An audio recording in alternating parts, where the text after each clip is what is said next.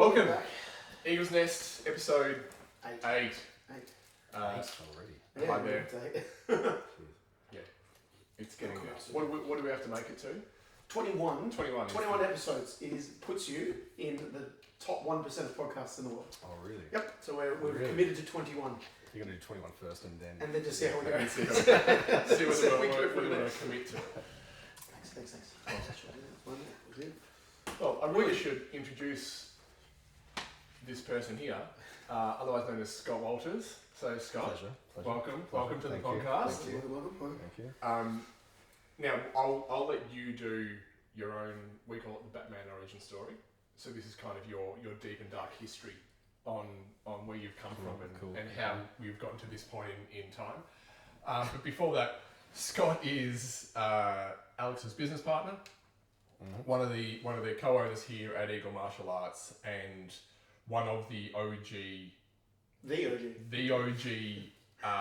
familial members of what used to be known as Victorian Hapkido Academy. Back in the early 2000s, i.e. 2000 or 2001. 2001, yeah. Started it. Yeah.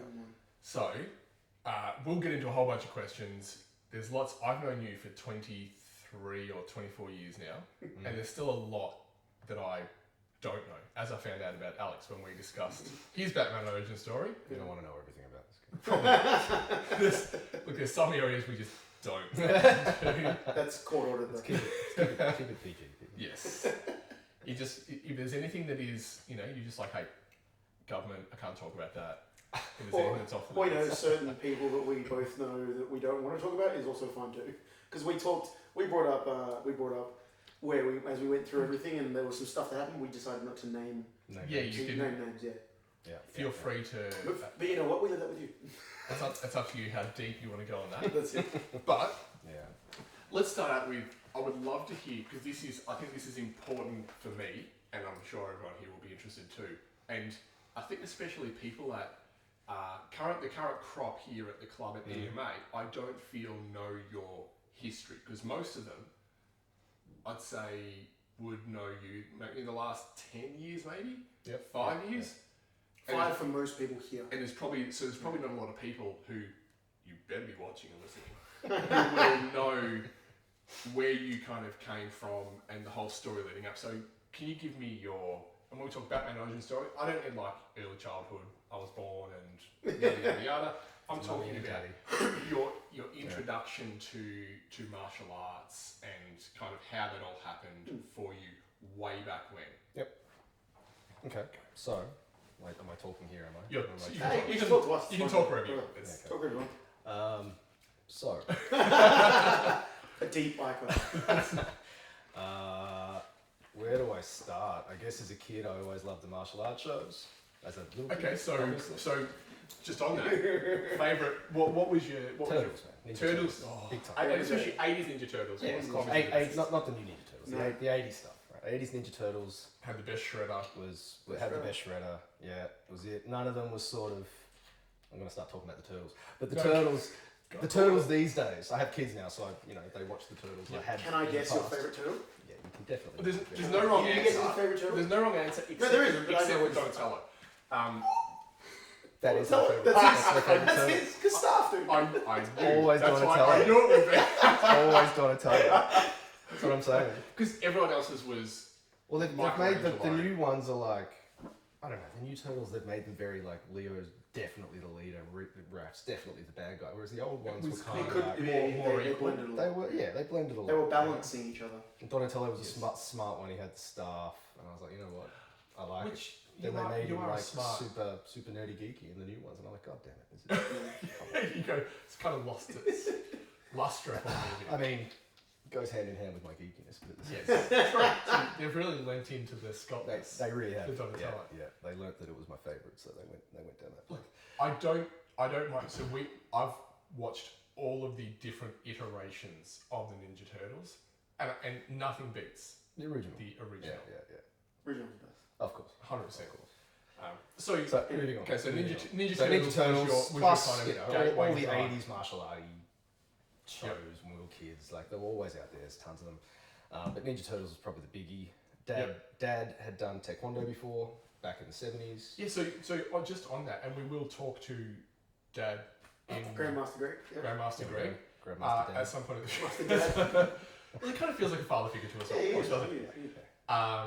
He trained he was like OG, like early martial arts in Australia days back in the 70s 70s. Taekwondo with Jack Jack Rajinski. Rajinski, yeah. Okay. Yeah. Yeah, sorry. So at this point when you started, was Dad training? Dad. I hope you don't mind, Dad, but I'm just going to refer to him as Dad from this point onwards. Your dad's gonna get so good. He's like, I was playing basketball. What are you talking about? So what happened was, I went to a primary school, like all of us did. At that primary school, I think it was between year 2 and year 3. Yep. They started a Taekwondo class in the gym of the school. Is that right? That is right. Wow. So it was. Hang on, so called- this is Lonnie. This is Launceston. Yeah, grew up, born and raised in Launceston, moved to Melbourne at 18. Yes. So started Taekwondo at the school. So that was like 2 or 3 times a week, I think. Wow. Taekwondo at school. Yep. At night, and basically moved on from there. Dad came back to Taekwondo at that stage, so he hadn't done Taekwondo for years. Yep. Yeah, he already had the hernia and the groin injuries and God knows what else. So Yep. he couldn't get his kicks up high anymore, but he joined back in anyway. Just 'cause, you know. Amazing. So we got into it that And way. I'm not sure if it matters or not, but it will to certain people. Was there a particular lineage of Taekwondo? Was it? So it wasn't really WTF yet, Yep. or ITF. It was the club that became WTF. But let's talk about the Taekwondo back then. Even when I was a kid, we used to train on a gym floor, right? Yep. It was just wood. You know, Yep. That's fine. But, you know, as kids, as how old was I then? 7 years old or something? Yeah, you know, it was knuckle push-ups on wood. Yeah. That was part of class. So that's where right? I'm starting to put the pieces of the puzzle together. This is shaping your Yeah. So it wasn't. Look, we were kids, so they didn't go super hard on us. Yeah. But compared to the kids these days, Yes. with the padded mats and 5 push-ups, it's like no, you're doing 20 push-ups on the wood on your knuckles. Yep. Right, and they come around and do the knuckle check to make sure that you got the impressions on Okay. your knuckles. Yeah. Right, Excellent. and if you didn't, they're like, no, do another 5 on your knuckles, sort of thing. You know, Fantastic. so it was old school Taekwondo. Yes. Right. Yep. And so it was back. My black belt, I think they just for me ATA. So I got the black belt in, I don't know, Australian Taekwondo Association. 94 or something, Australian Taekwondo Association. Okay. This is before it was called Australian Taekwondo, which is now the Australian WTF Olympic Committee Taekwondo. Okay. Yep. But yeah, so it was interesting. I remember going down to a competition in Hobart, which is a big deal in Tassie because, drive anywhere more than 20 minutes in Tassie, it's miles away. So I went down to Hobart for a competition. He basically went to correct. Yeah. And, I used to watch these guys, front kicking people off the mats. Yeah. And, just blocking axe kicks and slamming into chests. You still couldn't punch to the face, but they used to punch. Basically, we were taught, and again, kids could get away. We're under 10, so we could get away with less of this. But if you're a teenager or above, you kicked someone, if they didn't move, it wasn't a point. There was no slapping. Yeah. Unless it was completely audible, nice and loud, or you kick them and they move a little, then you score. If they don't, if it's just a slap, you didn't get a score. Doesn't count. Doesn't count. Amazing. That was Taekwondo back then. Yep. When it was good. And I remember the 96 Olympics, that's when they introduced it in 2000 as an actual sport, but 96 was the demo. City. Yep. City's you done. And I remember my instructor, my master, got me the 96 Atlanta watch, which I've still got Really? somewhere. Yeah, That's Taekwondo so cool. watch, That's cool. which is cool because I was his first black belt. Oh wow! I didn't know that. There you go. Very cool. Yeah. Rodney Gleason, unfortunately, he passed away a few years ago. Oh, sorry. Yeah. Wow. That's amazing. So, what age black belt? 10? 10. And how long did you train Taekwondo for? Like up to what? I did 3 years to black belt. Yep. Then I did about another year or 2. It's a long time ago. I can't remember. I was training for second dan, but I wasn't ready for second dan yet. I was just sort of getting there. Yep. I know the feeling. Then I. Nothing will ever be wrong. Let's not get into that right now. I've already already given him plenty. Well, of it's my Jits blue belt too, right? Yeah. Anyway, moving on. Yeah, so then I had an injury, like my first major injury, I guess you'd call it. Yep. And that's when I switched to Hapkido because Dad had already moved Okay. to Hapkido. He couldn't do his high kicks. Dad had already done Hapkido for about a year or two. So he was already a first Dan, I think. Wow. At the time. Yep. And I used to go in and sort of watch and play basketball because they used to do it in like a school gym back then. Yep. With good old Master Kim. Yeah. So. Okay. So what were your coming from Taekwondo? Currently training Taekwondo as a teenager or like early teens. Yeah. Looking in on Hapkido, do you? Well, So that's I know we're talking a long time ago. Do you remember your first impressions of? Because it's pretty. You go, oh, it's kind of similar to Taekwondo, but then it's not It's very at the same time. So you have to understand, I used to go watch when everyone was white belt, yellow belt, right? So beginners. It's early days. So I'd look at it and go, oh, it's kind of cool. You know, they've got very similar kicks and they've got Yep. this cool stuff. And as they progressed and as they got closer to black belt, and you started seeing some better techniques, and they used to go harder back then. Keep in mind as well, though, the Hapkido class back then was wooden floors. You get one gym mat each, and when you throw people, you've got to aim at the gym mat because if you don't, you end up on the wood, right? So they used to go reasonably hard and they used to land on the wood. So the break falls were all pretty good, and the guys that were doing it were a lot of them had done Taekwondo in the past and other martial arts, and that was, Yep. So this is what are we looking at? Mid 90s, Yep. I guess. So these guys are trained through 70s and 80s because some of them are a bit older. So yeah, they were going reasonably hard. So the impression was, I like it. I like the techniques. Yep. And I was looking at it, I was kind of getting sick of kicking and punching with Taekwondo, Yeah. Yep. Like, because I'd been doing it for years, and you get to a stage where it's kind of like, Just more of the same. More of the same, yeah. As you get to first down, you're like, this is great. Going for second down, you learn the second down pattern. You do a bit more sparring. You do a bit more of this. You're still doing the same kicks, and it's just became a bit much. So And for those of you who don't know, Scott had, like, even injuries aside, has amazing kicks. oh, thank you. And the sneakiest Front kick in the world. front kick. I was going to say the sneakiest back kick. Nah. That one that's just... It's It still starts- really good, and his front kick's way faster. You just ate it every time. Oh, Foot in the face. Yeah, you've probably eaten more front kicks. I've Yeah. eaten a couple of back kicks, which is Yeah. nice. Okay, so we're... This means you fall for his tricks all the time. That's all right. He knows my tricks though. I can't trick him anymore. He just gets in and bloody double legs me. I'm on the ground again. If I do this, it's Pull your So you make the switch to Hapkido? Yes. So I my toe heals up. So the injury was basically running around the gym. This is I have to tell the story. Cold winter's morning, Yeah. or was it morning or evening? It was cold, whatever it was. It was a cold winter in Tassie. Yeah. So we're talking probably -1 or something. Like it's cold. Proper. Right. We're running around the wooden floors in bare feet. My feet are basically numb. Someone's heel came up. My foot went down. My little toe caught the heel. Yep. And I went, oh, that hurt.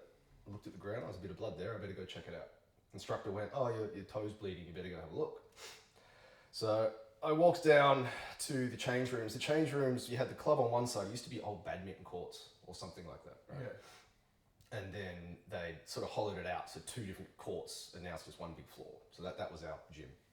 On the other side was basketball courts. So there was sort of a long change room, but the light switch was on the other side and the light was always off, which is annoying. So I basically walking down in the dark, which I've done 100 times before, just straight down the middle, turn the light switch on, turn around, and every second step there's a little pool of blood. And I'm like, oh, this isn't good. Not you know? good at all. So I sit down and do this, and I see the bone, I see the ligaments, I see everything. It was beautiful. Yeah. That's And amazing. then I threw up 3 times. I do not blame you. Quite horrible. Yeah, I was only a kid, obviously. So that got sewed up. Then I was on crutches for a while, and after because it was quite a lot of time off because I had to let it heal, Yeah. and then they went to the hospital and they padded it by putting gauze in the wound instead of. So then when the doctor came to it, the skin was all dying, and he's like, you know what, we'll just do this around it and hope it heals back up, and it did, thankfully. So I was off for a while, basically. Lucky you didn't lose a toe. I know I could have, yeah. You're lucky you It was It's only from a literally- little one, though. I mean, you can probably could have survived. This little piggy can. But still. You're right. That piggy went to market. But yeah, so that's when I went, you know what? I'll just make the call and I'll go try some Hapkido classes. And wow, That was it. look at that. And now, like 75 years later, here we are. Yeah. That's amazing. So training, and this is one of the biggest questions I've had for, and you've probably alluded to this a lot in the past, but obviously, like you said, training was different back then. Mm-hmm. It was a little more strict, a lot probably harder in terms of how hard you were allowed to push students before either they complained or their parents complained. Like different rules in the 90s. Parents didn't complain. Yes, there you go. Or especially when your parent is training at if the they're same in club. there, they're not going to. They either get pulled out because they don't like the training. Yep. Or they stay. Or they just stay. And that's it. Yeah. So training under Master Kim, who was the head instructor at the club, what was that like back then in your early days? It wasn't old school like Korean style. He walks around with a stick and takes your leg out from under you all the time, like things like that. But all the time. Just a little bit of this. A little bit. But it was definitely strict. I mean, you don't show the right level of oomph or enthusiasm in your techniques, you're getting told off. If he felt like he was being disrespected, he'd show you something, bang, sort of thing. So if you got to show the right level of respect, you've got to respect the techniques, you've got to train harder. Yep. We were doing 100 kicks a night, easy, I would say. Easy in those classes. Yeah. Because you do 10 of every kick, and there's twice as many kicks as Taekwondo, right? You got all the low kicks and the hook kicks and all of that sort of stuff. And you know the kicks. Yeah, So at least 10 of each kick on each leg. Wow. And also, so this is full-time club back then still? It was almost. So when I started, they just moved out of a full-time gym and they were looking for another one. So I was in like a church hall thing. I was probably there for about 6 months. Or could have been less, can't remember. They ended up getting another place on what I think is Wellington Road. Is that the big road sort of heading out of Lottie City? I can't remember. The 2-3 lane. Doesn't matter. Near Kings Meadows? No, not near Kings Meadows. Not important. No. Anyway, basically it was on a road. Wellington Road. I think it was Wellington, but I could be wrong. They had a nice little warehouse. The three that went past Lonnie and went all the way up the three. Yeah, that's one. So they had sort of this paint shop at the front. They had a big warehouse at the back, and they converted that warehouse into. That's right. Where the Chinese restaurant ended up being later in the park. No idea, but maybe. Yeah. That was the first. If you live in Lottie and you can verify this information, let us know. Let us know. That'd be great. That was the first gym I'd ever been in where everything was matted. Yeah. That was the first fully matted floor, and it was luxury. It was amazing. Luxury. Yeah, you could throw people anywhere and they could land anywhere. They You could didn't land have to aim at pads anymore. You didn't have to like position yourself on certain sides of the pad because the technique's going to be thrown this way. That's it. Yeah. Fantastic. Yeah. So at that point, once they move into that location, it's a full-time gym, 5-6 days a week. What was the 6 days a week? 6 days a week. And how often were you training? Because obviously you're doing school 6 days a week. Training 6 days a week. It was every day and Saturday. God, so how did that? Just from as you got towards like VCE, how did you go balancing? I was also into like music and hockey. Musicals, and I was a goalie for hockey and other things as well. So basically, if the hockey was on, I'd miss the Saturday. Yep. If I had to go do some performance or music thing, play the saxophone, whatever it was, I'd do it. I'd have to skip that day. I didn't know you played the saxophone. I did play the saxophone. I don't know if I still can. It's a long time ago. But. Tenor. I started with alto. Alto sax, Then I went to tenor. Then you went to tenor. Yeah. Okay. There you go. Very nice. Tenor is the, it's the one that closely mostly resembles the human voice. I love it. It's fantastic. Yeah. It's sexy. Tenor sax is very sexy. As long as it's not soprano, a bit of Michael Bolton. No, like the tenor. Yeah, excellent. There we go. At what point when did they leave Wellington Road and go down to Dowling Street? That's a good question. I got my first down at Wellington. So how long to first down for you? I may have got the second. I think it was about a year. Like it was pretty quick. Well, you're also training 6 days a week. That's a lot. Yeah. So about about a year and a half, I think, a bit over a year. So keep in mind, our old master had the mentality that you're not a real student till you're a black belt. Yeah.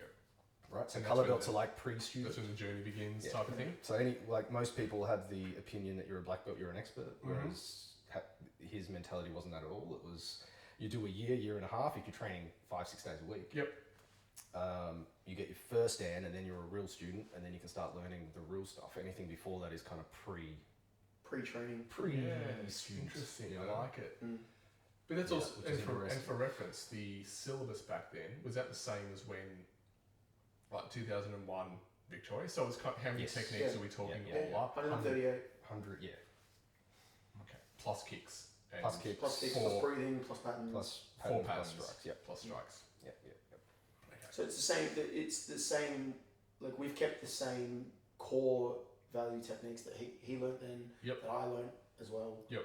And then we've just added to, obviously, and expanded and had to modernise the things we've done. But we've kept everything we The learned. core, yeah. Yeah, and then we just added in what we think is extended. So. Because what I find really interesting. So just for reference, at what year did the two of you meet? 2000. Well, technically it was 2002. Yeah. I went down to Tassie. I forget what it was for, but I went to the gym and trained there, and Yeah. Alex was there training as well. Mm-hmm.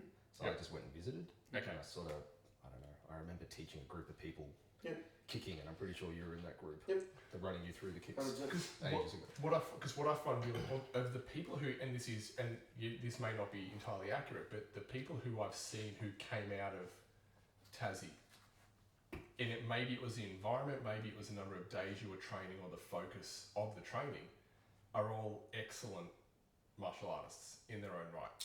People that you train, and maybe I'm like, oh, there's 4 or 5 that I know of who are The excellent. ones that continued on, yes. Yeah. There are a lot of people that came out that sort of got to first dan and left, and again, mentality, get to black belt, I'm done, Yes. right? Whereas this Hapkido school, that Hapkido school, you get to black belt, you're just starting, Yes. right? So Yep. first dan didn't mean much, Mm-hmm. to be honest. Yep. Right?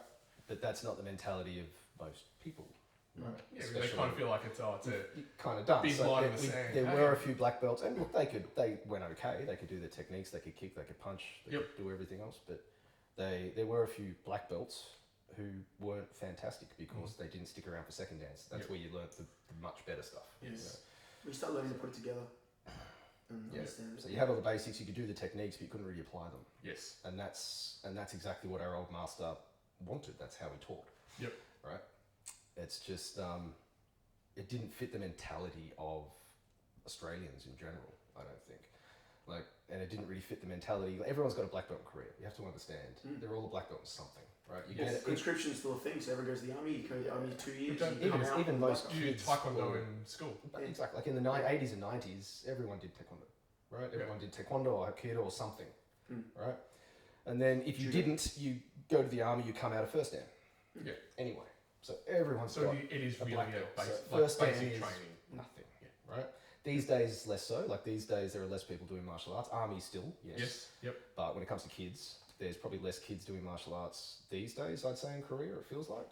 No expert, haven't seen the numbers, but just having gone there and speaking to people from Korea and With the stuff. popularity of other sports, Correct. basketball, soccer, Yeah. tennis. Or even other martial arts as well, like things like MMA and stuff that don't really have belt systems, and they might be doing some of that, Yep. or they might be doing, some BJJ does have a belt system, yes, but it's going to take a long time to get to first dan, Yep. right? So that you don't just get a first dan quickly. Yes. It doesn't work like that. Yes. First Yep. first dan in those arts means more. That's first dan now in our current club, which I'm sure we'll get to, means a lot more than it did before. Only Yep. of course we expect a much Very higher high level, level, and yeah. we expect a lot more with it. Yes. Right. But now it's 5 years is like the minimum to get your Yep. your black belt here. Yeah. And it's like, and that's if you're training, if you don't miss much and At you're least training. 2 or 3 times a week. Yeah, you're training at least minimum twice a week. You would still, if you're training once a week, it's not even going to be taking way longer.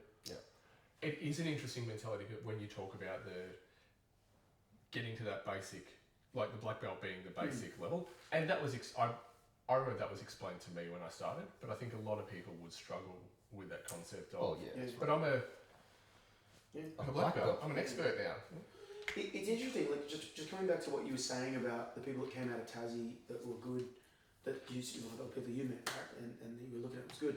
I think the thing that's different about it was at that time in martial arts, even like early 2000s, late 90s. Yep. You still only really the cross training wasn't really a thing. Like you didn't cross train, so the thing was you were less distracted. Yep. So the thing was so right now everyone's training something. Yep. But they're looking at other things as well. Yeah. So online, they're watching other things. They might be training karate, but they're thinking about jiu-jitsu.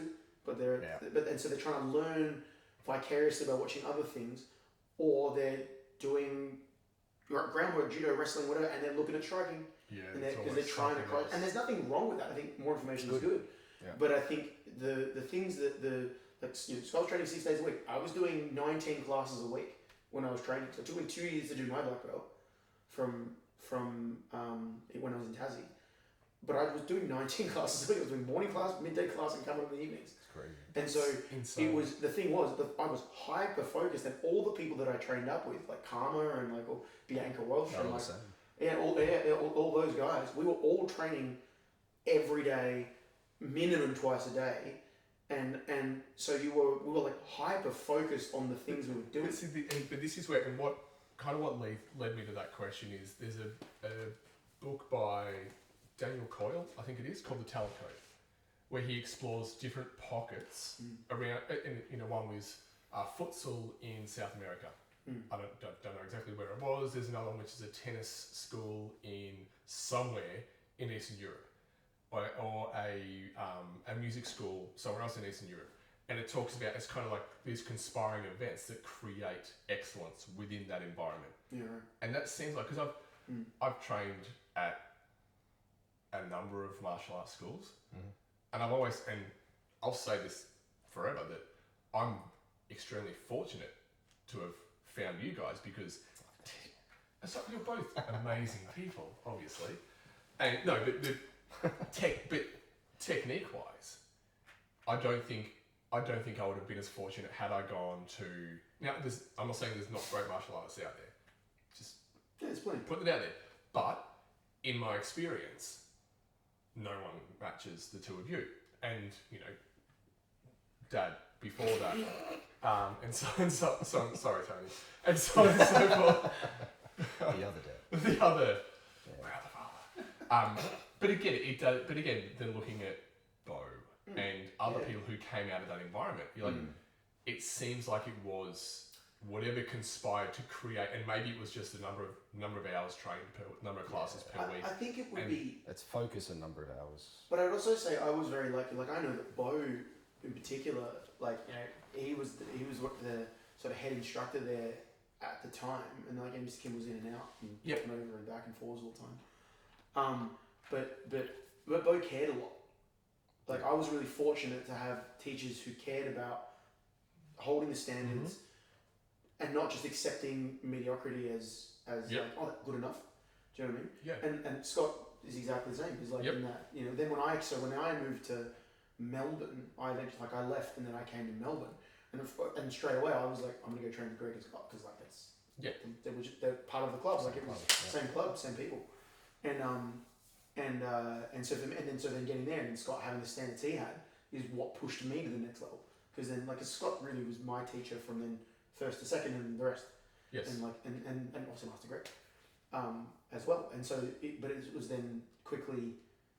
I was lucky enough to find teachers that cared enough to go, that's not good enough. Yes. But I was also obsessed, and so it was I don't really think there was a point when you really had to go, that's not good enough.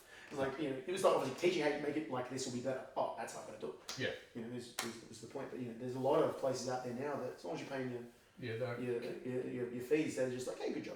That'll do. Yeah. And that's where you see the standards slide across any martial art. It doesn't matter what the art is. And that's same in jiu-jitsu. It's the same in taekwondo, karate, whatever you do, boxing, whatever. If you don't have an instructor that gives a shit about what they're teaching and they're just doing it for money, then it's not going to matter anyway. I think there's a certain time and place for that depending on the person. Totally. But overall, 100%. No, there's going to be allowances. There's going to be allowances because there's some people can't. Like if someone starts martial arts now at 50, and their age and their capabilities, there's no way they can do the jumping, turning, spinning kicks unless they're some kind of physical freak or taking buttload steroids. And so there needs to be allowances for me able to go, are they performing to the best of their ability within the technical framework that they're capable of? Yes. I mean, for sure. But I just mean, if you're an 18-year-old, even anything under 30, to be honest, you should be. But it's really it's like caring and then having a standard for technique based on capability of the person involved. And then level them. Should see their progress. Yes. So from there, can I have that thing? Go. Because unless you had more, No, I was going to ask you about career.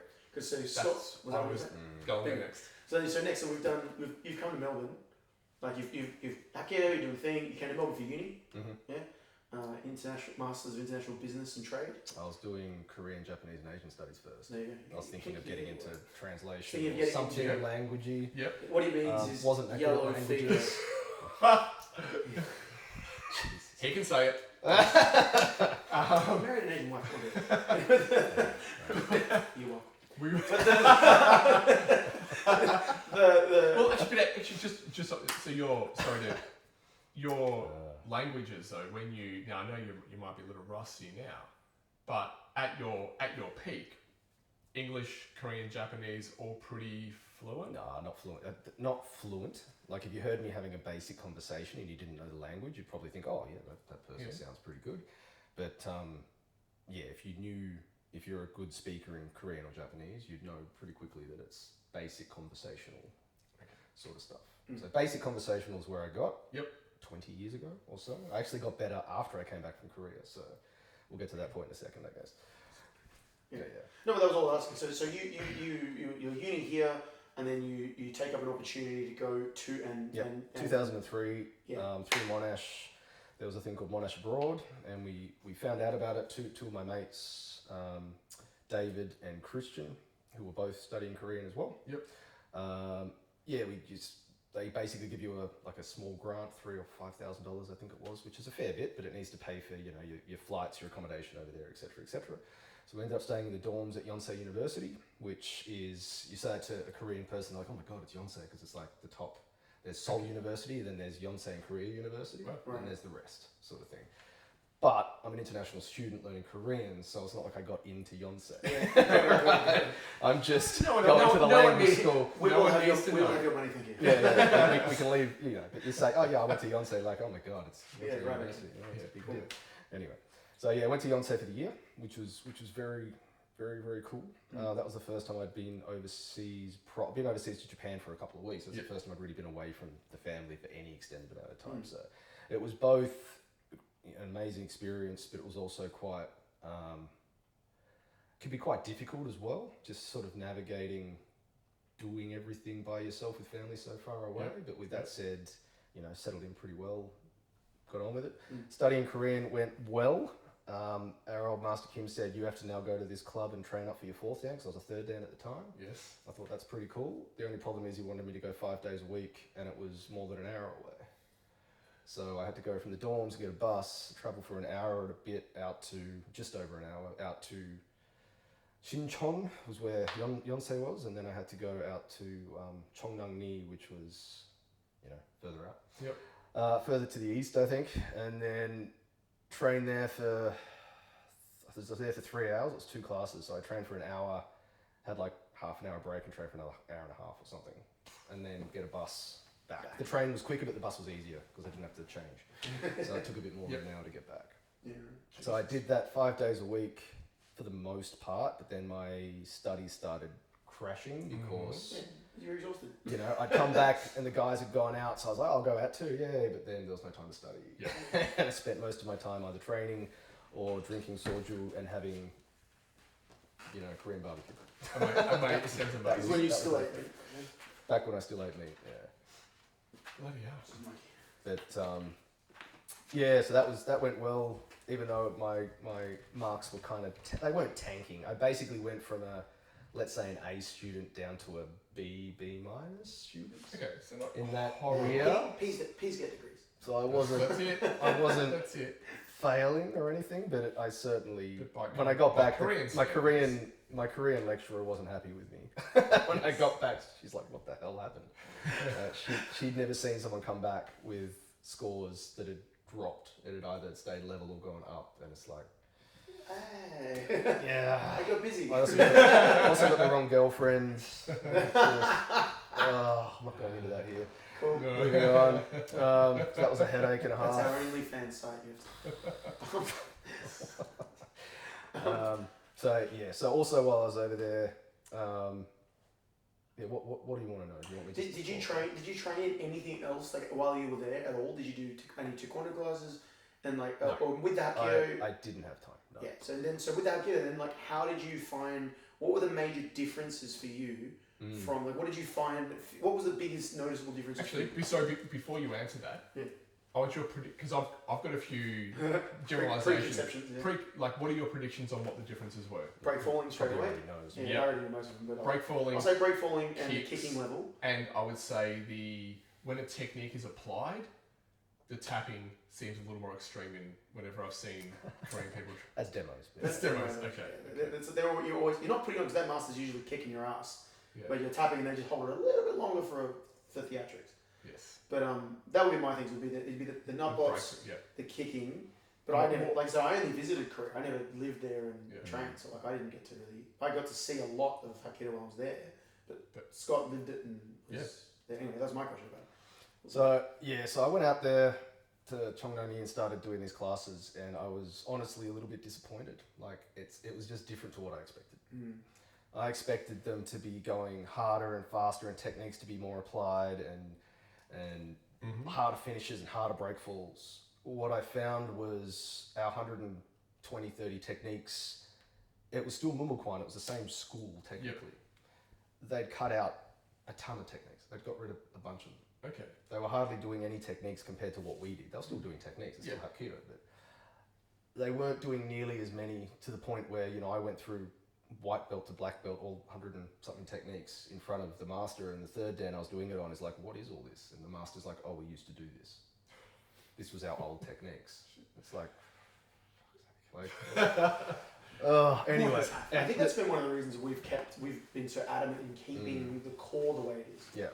We've got no interest in losing any of that. Yeah. Yes. And yes, some of it isn't, like they're basic techniques. And again, you got to remember these techniques from white belt to black belt in the old school system is the pre-student techniques, right? Yeah. They're not super applied yet, which is why we try to do more application now before we get to black belt, because black belt is more important in our minds, right? But the techniques, even though some of them aren't practical in the sense that they're done, they're taught in a very simple, basic sense, we want to keep them. And I'm more than open about, I don't like this technique. I don't think it'll work in real life. But these are the basics of this wrist lock. This is how you do it. And then the students might find a way to apply it from a different angle later. So it's just more knowledge in the bank. Absolutely. But yeah, I'm more than happy to say some techniques in Hapkido, the way they're taught, are purely mechanical. This is how this works. It's not a self-defense technique. Some of them absolutely are. Some of them absolutely aren't. Yes. Right? But it's a learning process. It's a learning It's the process. idea of this is how we learn it, and then we work out how to apply it. Yes. But yeah, when I went to Korea, they loved their break falls. God, the third dan there, because I was a third dan at the time as well. The other third dan was a bit young. He was about 16 or 17.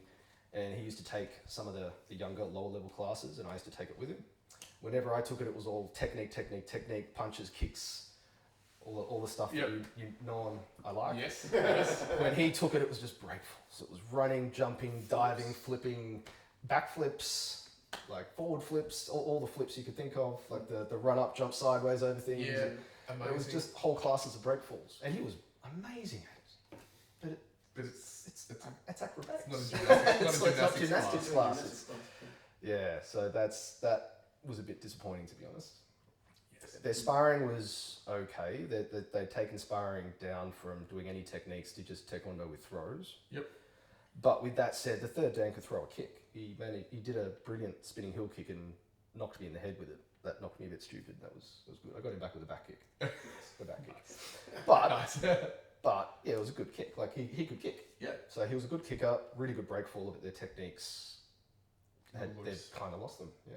The techniques they did reasonably well, but they just lost so many core, what I would consider core techniques. What about because you were training third dans, did you go all the way through second and third, and then learning fourth? Did you learn fourth there, or did you really not? No, not really. I learned some, but it was more fourth? about learning how to just run the classes and teach the kids, because I used to teach classes. Yeah. And even some classes, they do extra stuff. Like I'd have to teach, which is weird. I had to teach it in English, but we always do our classes in Korean in Australia. So I had to actually work out what to say in English for them, because people wanted English practice. So that was like an extra class for the Korean kids. Yeah, right. Because I'm teaching English and trying to teach. You're going, right, makuchi. I'm like, blocking, correct. punching. Yeah, punch techniques. Blocks. Punch block techniques. Oh wow. That would be so strange. Yeah. I'm trying to get my brain to do it right now and I hate it. Yeah. My brain's going, So all your counting's in English, which obviously is the easy part, but still that would still feel weird though. All the names had to be in English and everything had to be in English. Wow. And when I taught, like move your foot, I could say that in Korean, but I had to say it in English, and then half of them, they're kids, they speak a little bit. Exactly right. Yeah. So, yeah. Oh, that's fantastic. And then being the older brother, I had to go and bloody buy them all shinamyeon, like shin cups. It's pretty funny. Like, we're hungry. I'm like, okay. And the third Dan's like, you have to buy them shin cups. I'm like, oh man. Damn it. That's pretty funny. That's a culture experience. Yes. Yeah. Yeah. So, but all in all, like, it was different. Like, their breakfalls are amazing. Kicks were great. General sparring was okay. Just the lack of techniques was interesting. Now, for an ankle injury. Oh yeah. Was this Korea? That was this Korea. That was this Korea. So that was probably halfway through, 2/3 of the way through the year, maybe. Yep. I forget when it exactly was. It was past halfway. I know that much because we're already past the first semester. But I went to do a jumping side kick, and they had their pads. No, I was going to say it had to be nearer the. Definitely past halfway because you were still coming back when we came in 2004. You were still there when we came over for the trip, right? Remember, I saw you in Korea. Yeah. And you were like, I want to come and do stuff, but I can't because my ankle's still giving me trouble. Yeah. So it had to have been like. It was on the probably back end. 3/4 in. Yeah. At least 3/4 in there. Yeah. Yeah. So I the way their mats are, they had sort of padding, and then they had this vinyl stuff over the top, right? Which is fine if the vinyl's pulled tight, and in winter it's fine, but in summer it gets very hot, very muggy, there's no aircon, and it expands. Yep. And it sort of makes a little ripple. Yep. Right. So I ran up to do my jumping side kick. I jumped up, my foot sort of caught the ripple, didn't injure it yet, but it stuffed up my side kick, right? So I thought I'll just land. So I sort of came up, turned around, so I'm facing where I came from, and went to land, but I completely misjudged where my back foot was, and then it came down, like this. So foot to almost shin. I felt the clunk, and really, really hurt. So then the master's like, oh, what's wrong with you? Get up, cut it off, keep going. He literally said, cut it off and keep going. Sort of thing. And I'm like, I can't put weight on it. Like, I just can't. Yeah. It started swelling up, and he's like, oh yeah, that looks like an injury. Go home then. Cool. Yeah, no first day, just come back, like have a day off, come back later, sort of thing. So then I go back, and it's actually really late by this stage because it was right at the end of the last session, and I missed the last train, and there's no more buses, and I'm in Cheongdam-ni, which is a red light district, so I got madams coming up to me saying, come in here. I'm hobbling around in pain. My ankle hurts. It turns out, I didn't know this at the time, so a bit of yeah, I'll say it now, but I didn't know this at the time, but it actually cracked the bone off the bottom of the bone down here, so I've got a bit of floating bone, and I'd stretched the ligament, right? Yeah. At the time, though, I thought I just hurt my ankle, not a big deal. So I'm hobbling off to get a taxi to the taxi rank that's down near the station, which is about a 10-minute walk. Normally, it took me 20 minutes. And I've got madams coming up to me left, right, and centre, and I had to have cash because you have to have cash for the taxis. Especially taxis. Yeah, that's right. And I was basically saying, there was people coming up to me, and I was like, where's an ATM? Do you know where an ATM is? There's one over there. Go there and come back. Sure. I go get an ATM. I go to the taxis. I'm just in pain. I'm just like, I just want to go home, like back to the dorms. And I'm sweaty and I'm smelly. It's a hot Korean night. It's muggy. And I'm still in my dorm because I couldn't get out of it because I'm injured and I'm hobbling around. Which madam swayed you? Yeah. I'm sure this said first aid. I was delivered. Yeah. That's right. So Cheongdam-ni's fine until it hits about, whatever it is, midnight. No, it wasn't midnight, probably 10 p.m. or something. Then it gets very red lighty. Yeah. So I make it to the taxi.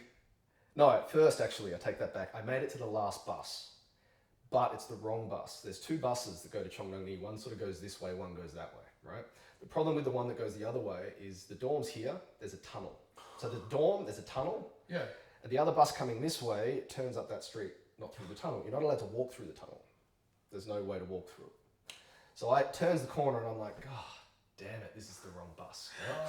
So then I get off the bus at the very first stop. I'm only 10, like probably a normal 20-minute walk. Yeah, but you've got a stuffed Can't walk, right? Stuffed ankle, and it's really hurting at this stage because I've been sitting in the taxi, the bus, sorry, for like an hour. So then I'm trying to get a taxi, but the problem with taxis in Korea, if you don't go far enough, they won't take you. That's also the problem with taxis in Melbourne. Well, yeah, it's technically illegal as it is here. Yes. But I'm pulling these taxis over, and I'm like, I just need to go to Yonsei, international dorms, and they're like, nah, drive off. Next one. Cool Yonsei story, International white boy. Dorms. Nah, drive off. I'm like, oh, look, I'll give you 5,000 won to take me to Yonsei International Dorms. He's like, nah, drives off. I'll give you 10,000 won, it's $10, right? But for a taxi ride in Korea in 2003, $10 will get you quite a long way. Yes. Right? So I'm like, $10, international dorms, go. And he's like, fine. He's Upset. absolutely upset and complaining about it. He sees me, but he saw me limp over, and he's clearly got a tiny bit of sympathy. So I was like, just get in. I was like, God damn it. So I get in the taxi, he drives me there, I limp into the dorms, go downstairs, get some ice and put it on. Everyone's like, what the shit happened to you? Because that's like the common area where the ice box was. Yeah. So, yeah, and I'm still in my door box. I haven't taken it off yet. Took my belt off, but I'm still like walking around. And it's the bright red door box too. Oh my god! So you know bright red door box? Oh, it was that one. With the puffy ankles. With the That's puffy so ankles. good. That's so good. So I'm walking around Korea in my puffy ankle bright red Santa door box. And Do you still have that? I still have it. You should I'll wear wear it it somewhere. at the Christmas You party. should wear it Yeah, somewhere. yeah. That's perfect. Actually, I could be the Hapkido Santa. You have that? Yeah, anyway, moving on. Yes. So that's it. So then after that, the master calls me up about a week later. Where are you? Why haven't you been at training? And I was like, oh, my ankle hurts. He's like, come to training. So I came to training, and at this stage, I could walk on it again. Yep. Tried to run, couldn't really run, but hobbled it. Just pushing through because I was 20, and that's what what you do. right? Yeah. Which was stupid. 20-year-olds, if you injure yourself, get proper rehab. Don't. Go It's to the stupid. doctors. Go to the doctors, Go to get the an X-ray, Yeah. get proper rehab. Don't just push through. That Your is the You will make it so. self Your 40-something-year-old self Yep. will hate you. That if is you the don't get difference rehab. between being 20 and being 40 and still training. Yeah. Now you go to the doctors. Yep. And you just go. You don't even question it. You just go. Just. When we were 20, the amount You of injure shit was- yourself, get it checked. Yeah. If you're injured, do the rehab. Yeah. Do it properly. Do the work. Anyway, so push through. Yeah. Ignoring my own 40-year-old advice, my 20-year-old self just pushed through, powered on. We got to some kicking. I did a front kick on a pad, like a shield, Oh, like with my broken ankle. no. And just Yeah, white yeah, face. I yeah. was just like, oh shit. Nope. And the master looked at that and went, oh, maybe there's something wrong with it. All right, go home, come back tomorrow. Went back the next day, and he's like, come with me. I thought I was had to train again. And I was like, God damn it. So, but he didn't get me to train. He took me to some Korean doctor guy. Yep. This Korean doctor guy got my ankle, and he had like almost like a clip pen, like a, Yeah. but it had a blade in it.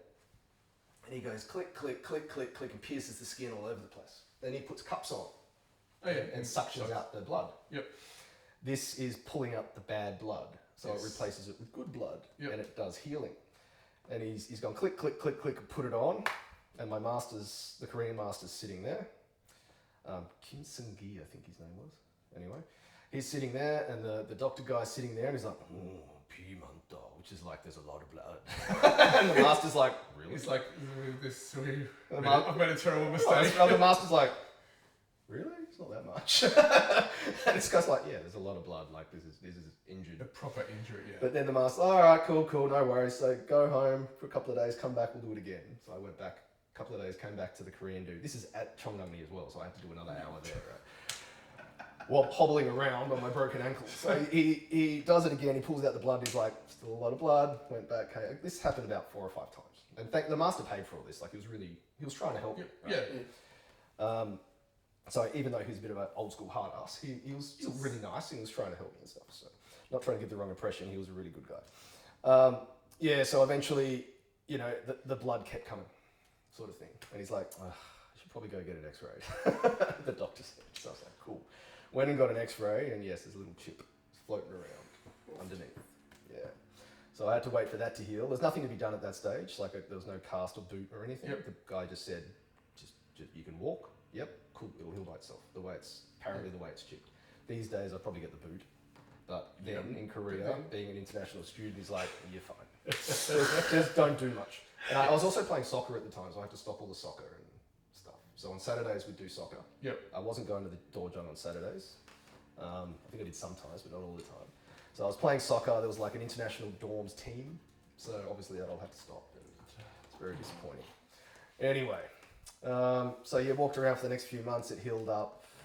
The bone healed up, but the ankle was still very, very loose and still very sore. Yes. And I couldn't really do anything. Did go back to training a bit, but did some sparring actually. They wanted me to enter one of their comps, and I was sparring with a third Dan, and I kicked him with that foot again, and that was it. I was out again. Like, it was just the bone had healed, but because the ligament, like, I know this now, I didn't know it then, the ligament had stretched, so the ankle was really loose. Yeah. So it was just grinding on itself effectively. So I couldn't really kick with it at all, and I couldn't take off on that foot. They explain so much more now. I knew this story, but I didn't know the length of debt. Like, in my mind, this was like a couple of months. Like a couple of months, but like, and so that explains why you had to wear an ankle brace. So when you came back, years you couldn't train with an ankle brace. No, because any shock or movement where it did this, the top of the foot wants to go like that. Right. Sort of thing to a point. And I went to a specialist back in Australia like 2 years after I got back. So I was still walking around with a dodgy. The bone had healed, but the ankle was still loose. And first thing he does is grab this foot and shake it. And then he grabs this foot and shake it, and you feel it just go clunk, clunk. And he's like, whoa, okay, we better get that. We better have an MRI on that one. So had an MRI, ligament was stretched, and he's like, if you want to get this back to even 80%, you're going to have a ligament reconstruction, where they take the ligament that's been stretched out, fold it in half, they sew it to the bone, and then it heals back short. Effectively. So it healed back quite short, like very short compared to, because all the kicking being able to point your foot like this with that foot, I can do it now, but it took me years to get back to that because I basically got to about there. Right. So that was that. That was my first big injury. The toe was bad, but it lasted a few months and it went away because I was a kid. The ankle was the first one that affected me forever. Yeah, for a long time. First. Actually, just on it, so because I love in case you don't know, and everyone here already does because you've watched all previous 7 episodes or listened to them. Then Alex and I both love Jackie Chan, and I'm sure Scott does too, but we'll get to that later. I love the injury, you know, like there's that photo of him, and it's got like the little lines off with every bone that he's broken, and it's like skull, this, that, everything all over his body. What would your map look like? Because we've got little toe, we've got ankle, lateral meniscus tear. Yep. Then lateral meniscus, and repaired. So that's right then knee. A couple of years later, same lateral meniscus tear. Right knee. Trim. And a trim, right knee, yep. Dislocated AC joint. So that's both shoulders, for those listening. Kneecap patellas used to dislocate on and off all the time through teenagehood. So that would be like the clunk, and then you'd straighten it, it would clunk back in. Are you hypermobile at all? You are, okay. Yeah, in a bad way. Yes, so, yes. Oh yeah, proper. So it's all well and good unless they push it too far and then it's weaker than it should be. Yes, right? And so that explains the patellas. Correct. Yeah. What other injuries have I had? I've had something called skier's thumb, because I used to punch punching bags. Oh. You could get it that way too, I'm sure. But punching bags without gloves, and your fingers push back and it makes your thumb do this 100 times. So it basically caused tendonitis, like tears in your tendons and your thumbs. Yep. When you bump them, it just goes. So yeah, when you get a little, even a tap like that, when you've got it, absolutely kills. So I had to wear the Remember how I used to wear the brace with the that's right. You did. I had to wear that, and it happened on both this thumb the most, but this thumb too. I had to wear them for about a year, and then it went away. Kids these days probably just get that from gaming. Probably. They call it gamekeepers or skiers thumb, because gamekeepers used to twist necks. Skiers do this, and the poles pull back on them. Okay. There you go. So that's. Oh, gamekeepers as in bird foul. Yes. Used to be called that. Now skiers thumb. Now they probably just call it thumb tendonitis or something. I don't know. Thummy thumbness. Thummy thumbness. Stupid, annoying thumbness. So there was that. What else have I done? Got to have done more than that. Broken nose, neck. No broken nose. I've had quite a few blood noses. Nothing. Yep. I don't think I've ever actually broken a bone. At Touch least, Yeah. not fully. Not fully. I've definitely done. I'm pretty damn certain I chipped the bone here. Doing the sword, like the stick drills actually, because it was sore for weeks and it came back calcified, so it actually has a bump there. That was nice. But yeah, nothing, no breaks. I've had dislocations. I dislocated my thumb once when I was a kid as well. That wasn't martial art based though, that was just... But still, so you got a pretty good map there. Got a reasonably good map. Nothing like Jackie Chan. It's getting there. It's getting there. Working on it. Yeah. I mean, do you even train if you're like Jackie Chan? It's like that. God. So we're up to... So by the time we come back from Korea, we're talking 2004, 2005? 2004. Mid-4, wasn't it? Yeah, sort of Marchish. And so we kind of... Was it Marchish? We're talking then... It's earlier. End of uni, working, but also training and helping to run. Well, I came back from Korea, decided that, my language wasn't that good. Yep.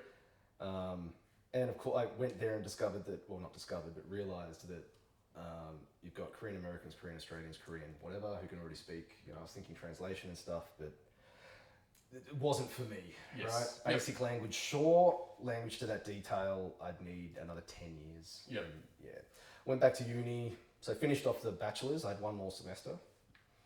Then went back to, I was working at MYOB actually. I fell into, just had mates there and I fell into like an IT support type job. But isn't that also, so there was a lot of former students? Yes. So in Daniel, MYOB, John, Daniel, John, etc. Is that two Daniels? Vera worked there too. No, not two Daniels, just one Daniel. Lee. Okay. Daniel Lee, yeah. Not Tan. I'm thinking Tan. David Tan. Oh, David Tan. No, he didn't work there. Yeah. Okay. Yeah, so moving on. Went back to uni. Yep. Masters of International Business. And yeah, got into the workforce after that. The whole time running or helping Dad run. Well, Alex was there at that stage from 2004 onwards, running Victorian Hapkido Academy. Well, yeah, because that was the thing. Is I had come over, and you'd just left. Like you'd just gone off to Korea. So like I sort of came over, and then was just was training a bit. Yeah, and then I went to Korea off the trip. Yeah, and that's when we met. And that's again properly, I guess. Yeah, so I'd seen you in Tassie and like met you there. Yeah. We'd done like a session and stuff, but we weren't training together. And so then it was like, I'd kind of got it back, and I was like, yeah, I'll just keep it all warm until Scott gets back and help Master Greg. Yep. And then so like I kind of cut my teeth teaching in Melbourne. Yep. Because I wasn't that year. teaching in that sort of like year while Scott was away. Then Scott came back, and then we just all went from there. Yep. Scott and I would spend our own time training together, and then just teaching outside that. Yep. Amazing. Yeah. It is. It's good. So if we fast forward, so because obviously there was a long while there where it was training out of the original Scout Hall in Glen Waverley. Yep. And we also got to mention iterations. Just during that time, Alex started BJJ as well. 2006. 2006. Yep. 6 or so. And then Chung, who was one of our black belts, was kickboxing. Muay Thai kickboxer. Yep. Who had done that for a few years before as well. Yes. And he sort of quit Hapkido to go back to it while he was still young because, it's a young man's game and he wanted to actually do some fights. He came back and started teaching kickboxing, and then Alex started teaching jits as well. Yes. So that's when we all started doing a bit of everything, I think. That's when I started getting into kickboxing as well and BJJ. That's when all the politics stuff happened a couple of years after that. Which is, I'm sure you've spoken to it. We touched, but we kind of shot over that a bit. Glaze over it a little. It's like, whatever. I think that might be a future episode. I think that might be a future episode. Politics and martial arts. In and of itself, because do you know what? Well, without getting into the weeds of that, but politics in martial arts is fucked up. Yeah. Yes. And there's no other way to say it's it. Shit. It's still prevalent in people use their positions of power abusively. It's just And for what? For what end? Like, it's well, this is the thing. What kind of power are you getting for that? It's a very small person who has to use their.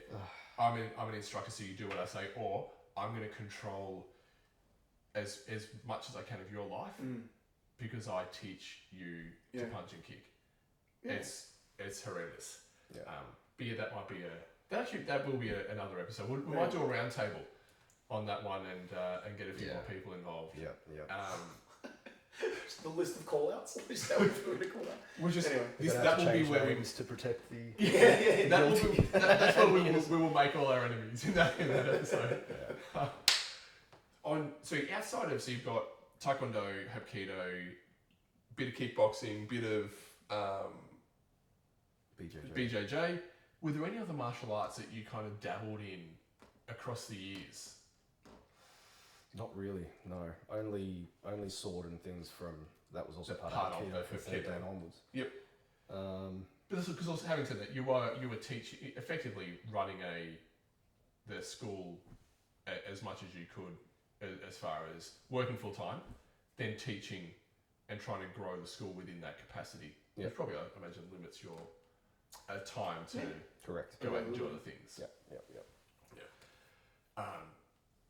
Before I move on, have you got any further questions at this point? Any further questions for the witness? No. Mine was just the career stuff. Really. We spoke a bunch about certain things in that, but it was I think it was because I knew pieces of your story, but again, timelines. When Alex and I first sat down and talked about this, all my timelines, and yes, Nikki, you're right. I'm horrible with timelines of things. So am I. So it'd be like, I thought all your career stuff happened way earlier, like as in no. 99 or 2000 before When did you start? 2002, 2003. Yeah. So I started in 2002, destroyed my hand in a knife accident, then came back in 2003, and yeah, so I was still in Korea. Yeah, 2003. but I don't ever remember you being gone for that period of time. Right. In my head, you were there the whole time. Nice. Because you live rent free. You terrorise me. So in your what has if you forget about martial arts in general, but take Hapkido specifically. How have you seen the changes from when you first started to now? And I know some of that's intentional on your part, but what's like good, bad, or otherwise? How has it changed kind of in your view over the 30, whatever months? That's a good question. I know. Thank you.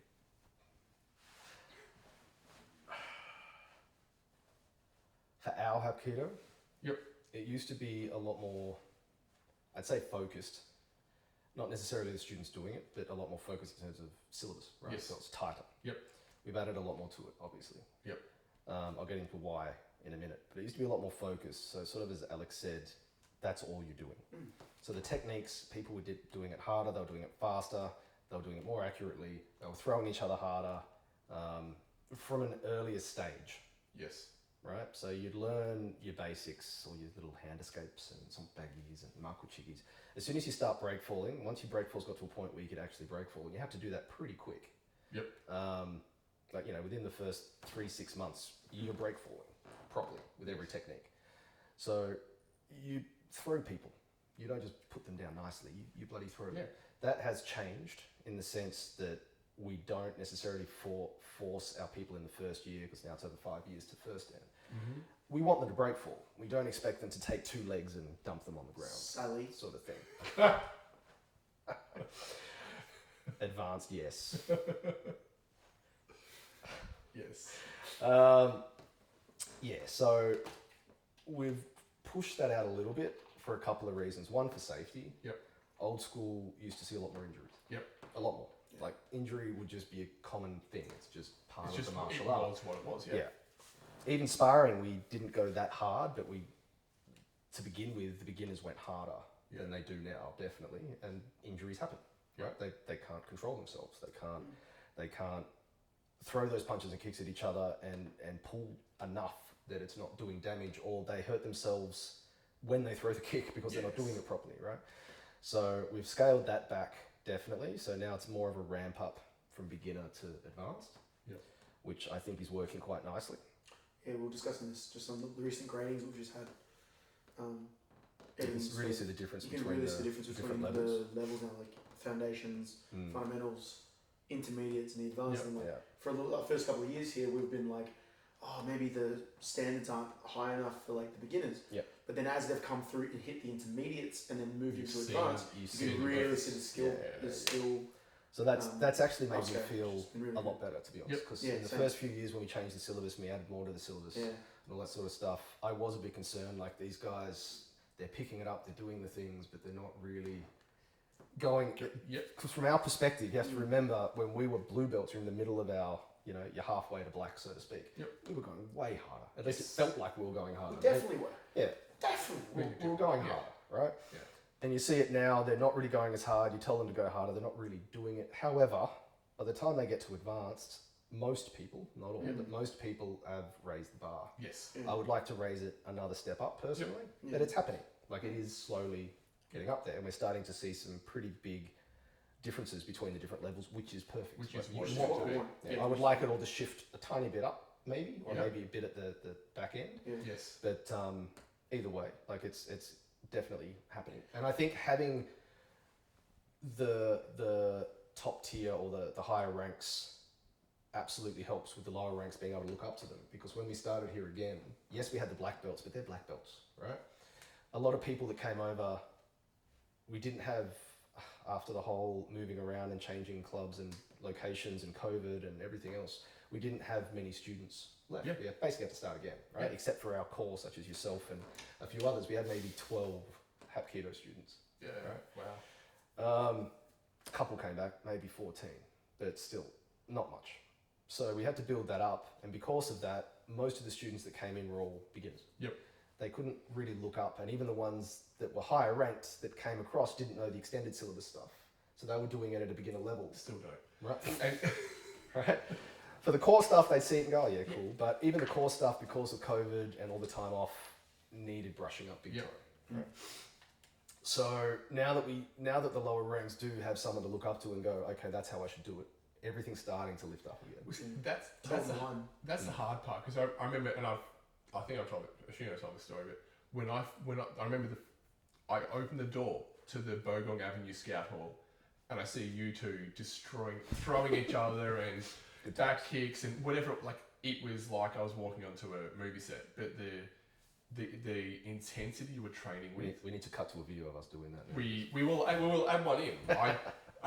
We've got a couple of the ones with the colour from the yellow and green 6 mats that we had for a bit. Oh, yeah. There's some clips Your- of that one. Your second dan grading on, I think you had 6 or 8 mats Yeah. for the I'm grading. just pointing at it. Um, Scott ripped my door lock the day of my grading. oh, Day in the morning we were practicing. So let me do a cheat. Sleep. My whoops. mum's just there going, sewing like an hour before we But you guys were the example when I walked in, because I was a fresh-ish white belt, but I'd done enough before where I looked at it and I went, that's amazing, I want to do that. That's the standard. And then That's what we want. which is what, so but you're right, because if you're walking in fresh, you've never done anything before, you look at the black belt and go, well, that's a different. I can't relate to that at Yeah, all. You yeah. need like 1 or 2 levels above to be able to just go, Yeah. oh, that's what it looks like, Yeah. and that's That's what how I I want to get there. aspire to. People Yeah. see black belts and they go, that's too hard. That's too much. Yeah. It's too far. Yeah. Yeah. Right? They don't realise And that you just got to keep training and getting better. What's and then funny you though, get what I think is really funny about that is that you and I have been training together for so long now, but in the early days, like when he walked in, that's what you and I that's just training. It's not like you're not doing it. No, you weren't. There wasn't a demonstration. You No, weren't it was going training. additionally It hard. was just You were training. just training. But my point is that that's also what, if you were cut from the same cloth in that you walk in and go, that's freaking awesome. Out of the other 99 Yeah. people that walk in, they walk in and go, Nope. and just go, I am not about to get my ass handed to me like that for the next, for the next 5 classes. Which is actually why we, broke out the classes, broke out Yeah. the levels. Yes. Made sure that beginners are doing beginners, because Yeah. back in the day we had one class, Yes. beginners and everyone else, right? Yep.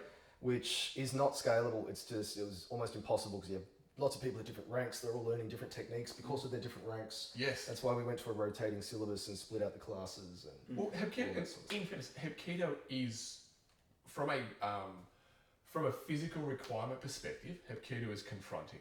So you kind of talking. It's like comparing, and this is not to be offensive to any other martial art. But it's like you've got, say, if you go and do karate and taekwondo, you might get kicked in the face or punched, but the actual training in and of itself, punches, kicks, forms.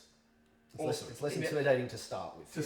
And then Hapkido, you walk in and you see someone getting hip tossed, or they're doing jumping back break falls or something, and you're like, how do I even comprehend what getting my body it's harder to to do digest. that? Whereas you watch someone kick and punch and you can digest that visually and kind of go, oh, okay, I'm going to learn to do that because it's kind of what you think you're going to do anyway because it's martial arts. Yes. Yeah, exactly right. Sometimes you watch Hapkido and you go, are they dancing or are they fighting? What are they doing? Because it depends on the technique you're watching. Because sometimes it looks like it's spinning, and then you go one direction, they whip over the top, and then it's a lot harder to digest, I think. Yeah, absolutely. It's also a lot harder to understand. Like a lot of the stuff that you're watching, especially up to first dan, even in the core stuff, like with the core stuff, is you look at it and go, well, when would anyone grab my wrist like that? The answer is they probably wouldn't. But this is also what you, and I heard you explained it on the weekend. It's like people don't just. It's not just because someone grabs your wrist. That's a basic technique, but typically it's going to stem from something else. Correct. Yeah. It's an opportunity presents itself. Well, I always frame this stuff to be because I teach a lot of beginners classes, and I always frame when we're learning sombeggis in the hand escapes. Like no one's really going to grab you like this, but we're doing a martial art. We have the martial portion, which is combat. We have the art form in the same thing, martial arts. Yep. So we've kept the art form portion in the learning. Yes. So here, reason that happens is because I reckon 1,000 years ago you didn't have guns. You had knives and swords and other shit. So if you argued, someone would grab a sword, you would grab their wrist to stop them killing you, and then you would do the technique from there. So we've kept the art form portion of the learning. This is why we learn it from here. Yeah. And then we've tried to stay relevant and it's also cool as fuck. Like, let's be honest. Yeah, it's good fun. And then we've also added the extended syllabus, which is why we added the extended syllabus, because the core stuff's really good. We don't want to get rid of it. Yeah. Because it's a good foundation. Yeah. But it's not as practical as some of the really simple stuff like cover crash, clinch, takedown. Yeah. You know what I mean? Yeah. Like as a beginner, that's so much easier. If you want to be good at Hapkido and you want to use the techniques, you have to do it 1,000 times to be able to pull off the proper technique. It's going to take a long. But you can learn cover crash, clinch in a day. Correct. 100%. Which you've got something that was one of the catalysts I know for us was definitely we had a student in particular who he was at red belt, which is just before black, and he got assaulted and he froze, and he came when he was talking to us at training. He was like, I couldn't do anything. And I remember that was a bit of a turning point for us of going, okay, we got to do something about the way that we're teaching things. He managed to actually do some stuff though. Yeah, he did. Yeah, he managed to defend himself. He defended, blocked, kicked them away, ran around cars. Like, it was basically 3 people trying to get his phone and wallet. Yeah. So he kept them away, he ran around the cars, and he kicked and he punched. So he did stuff. Yeah, but correct. all the techniques gone. Didn't happen, right? And and in particular, he felt, regardless of what he did, he felt like he couldn't do anything. Yeah. And so we were like, okay, well, we've got to make sure that we're covering some bases. So that if you've only trained, because if you've trained, if you've trained for a year, you should be able to do something. Not everything and not 100 people. It's like, but you should be able to do something. Yep. Which is why boxing, kickboxing, things like that, you can do 6 months of that and you're not going to beat everyone in the world, pretty but self-sufficient. you're at least you've at least got some kind of skills basis, to be able to go. All right, cool. And so we were like, okay, we've been sitting too much in the theory of it, and then we need to then and that was a good a key point to where we're at now. I think is part of that learning. And that's the same thing. Is like I think it's something that people don't understand a lot is there's this the black belt fallacy, right? Of the idea that the black belt knows everything. Like in any art, doesn't matter what the art is. It's like if you're a black belt, well, why don't you know that? It's like, well, I haven't studied it. Yeah. I've spent time in this area here, but I haven't actually had a chance to spend time here. Yeah. I'm still learning. You're still learning. We all have that white belt mentality of like, if you're a martial artist, a lifelong martial artist, like the three of us, we all have a white belt mentality. Always learning. It's like I am. What's the saying? I'm smart enough to know that I don't know everything. Yeah. Like, but I like to try. So. Anyway, keep going. Where we at? Oh, actually, we have time. We're probably getting close. I was going to say We're down a bit. we're an hour and a bit, but also look, I think because we've talked, I think we've talked a bit about through with yourself, Alex, about the evolution of this school itself, and that might actually be getting you back for part 2 because there's a lot more. Yeah, there's heaps more there that we can talk about, especially congratulations on your blue belt. Oh, thank you. Thank you. I know it's from a what? It's only taken. It was the 10. So I was a white belt, No, it was longer. white belt one stripe for more than 10 years. Because I started, then I stopped for a very long time. Yeah. Then I came back and I've just gotten my blue in the last year. So yeah. Well, you're a blue with one stripe now. Well, blue with one stripe. Yeah. Which is fantastic. You're next on the list because you freaking. I've You've been a long ass time. What do we look? I love Facebook memories, but I also hate them. It reminds me when I did my first jiu-jitsu class with Alex. Yeah. It was like 2009 or something stupid. And I just got my blue belt. Yeah. But anyway, what can you do about that? Nothing. Yeah. Except you could train more consistently, Cameron. That's what you can do. That's it. I'll see you guys in 3 weeks. No, but sorry, go. No. I was trying to think of anything else that's like this. Well, sort of. I was gonna say I would love. I think it would be great to actually get you back on. Yeah, sure. For another one to go deeper into, even like running the business, because at the moment, people don't know you work full time and then run the business with Alex as well, teaching, training, fitting all that in. You've got a young family. IT support. IT. He's like, just go, something's wrong with the internet, help me. So it's like, just reset the router. Do that. Have you turned it off and turned it on again? Have you tried turning it on again? It's usually the first thing he says on the phone is how hiding knows. Have you tried turning it off on this? True. Is the cord plugged into the wall? Is Sorry, the I fixed power it. on? Plugged it in. Left click or right?